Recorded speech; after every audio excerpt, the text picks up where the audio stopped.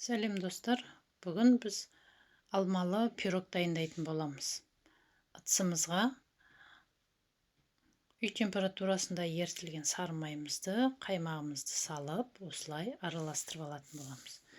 Және де сахарная пудраны да салып араластырып аламыз.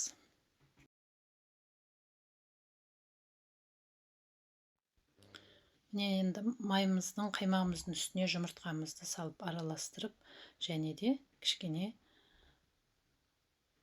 ыстық су құятын боламыз. Барлық құрамдарды описание бөліміне жазып кетем, қарап жасауларыңызға болады.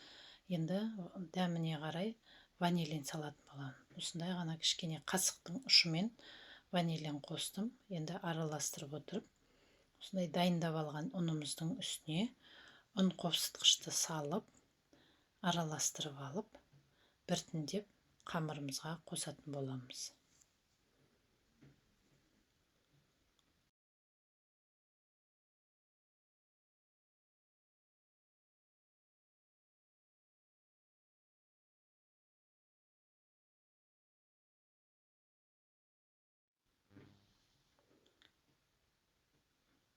Ұнымызды салып араластыра отырып, әдемі жұмсақ қамыр дайындайтын боламыз.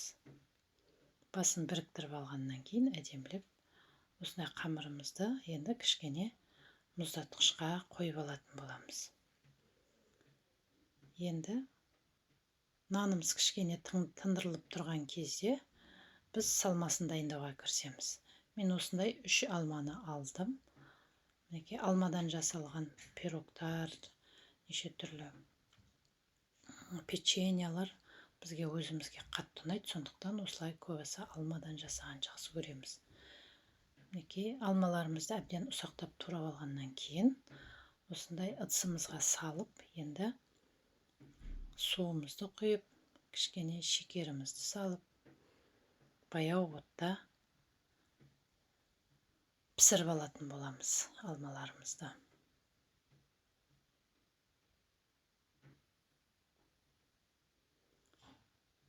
Біздің салмамыз пісіп дайындалып жатқан кезінде енді қамырымызды мұздатқыштан шығарып, осындай жайып, әдемілеп, осындай табанның көмегімен әдемілеп кесіп алатын боламыз.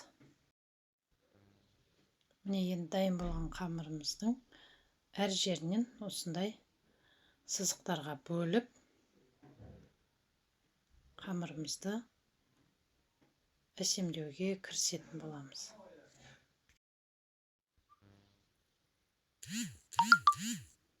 Егер менің осы видеом ұнаса, каналыма тіркеліп, лайк басып, пікір қалдыруды ұмытпаңыздар. Алдағы қызықты видеолармен бөлісетін боламын.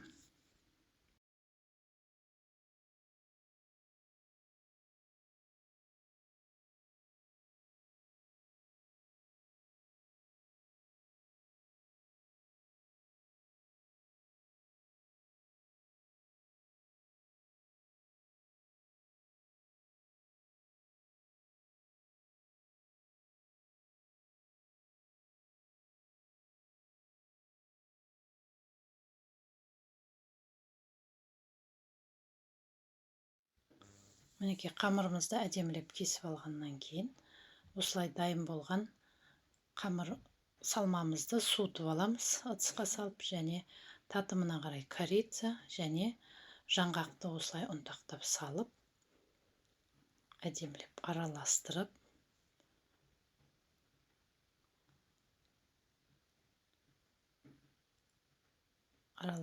дәмін келтіріп алғаннан кейін, енді осы салмамызды дайын болған қамырымыздың үстіне салатын боламыз.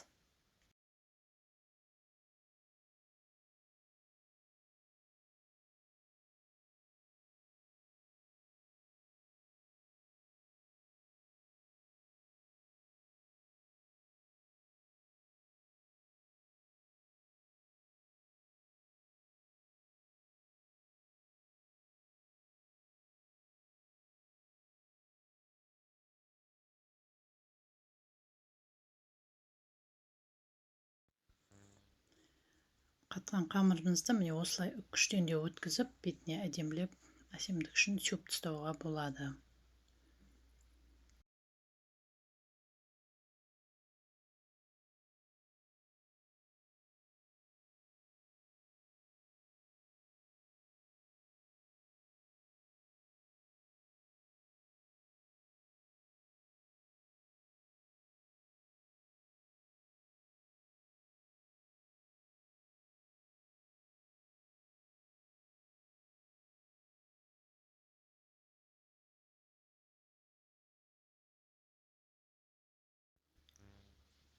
Артылып қалған қамырдан міне осындай мен самса сияқты түйіп, арасына сол алманың начинкасын салып, кішкене печеньелар жасадым. Шай ішуге өте керемет болып шығады.